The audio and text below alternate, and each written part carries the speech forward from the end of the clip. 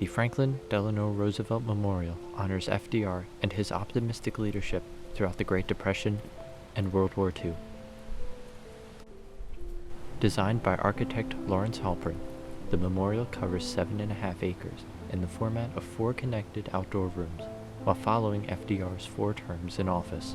Here in the first room, the sculptures commemorate the relief of his first inauguration, spanning across 1933 to 1937. In this room, it represents the Great Depression and the hope that FDR provided. 7 quotes addressing the Great Depression are engraved in the surrounding walls. These quotes represent the courage FDR had in launching his New Deal and bring a sense of hope and reassurance to the American people.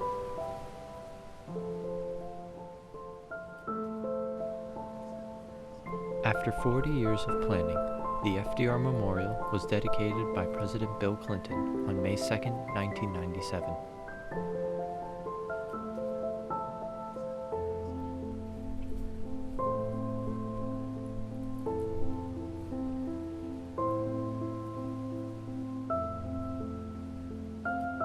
As we move into the second room, we are surrounded by the powerful sculptures that display the despair of the American people during the Great Depression.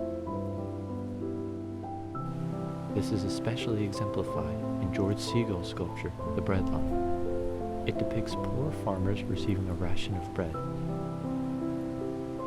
We also see a statue of a man listening to one of FDR's famous fireside chats, which allowed FDR to connect with the American people directly in their homes. This level of intimacy brought continued hope and reassurance into the American people's hearts. Continuing further into the second room, we see a waterfall with 6 columns right in front of it, each column detailing FDR's New Deal program.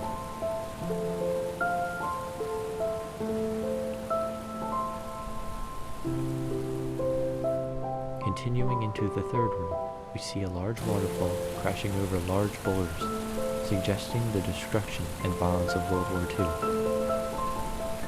FDR's quote, "I hate war," is inscribed on one of the large boulders. A statue of FDR as he would present himself in public with a cloak covering his wheelchair. Next to him is his beloved terrier, Fala. These images follow the theme of FDR's constant hope that he provided to the American people, even during the chaotic time of war. The fourth and final room in the FDR Memorial centers around FDR's final term and his death. The depiction of his funeral procession remembers the mourning the country underwent.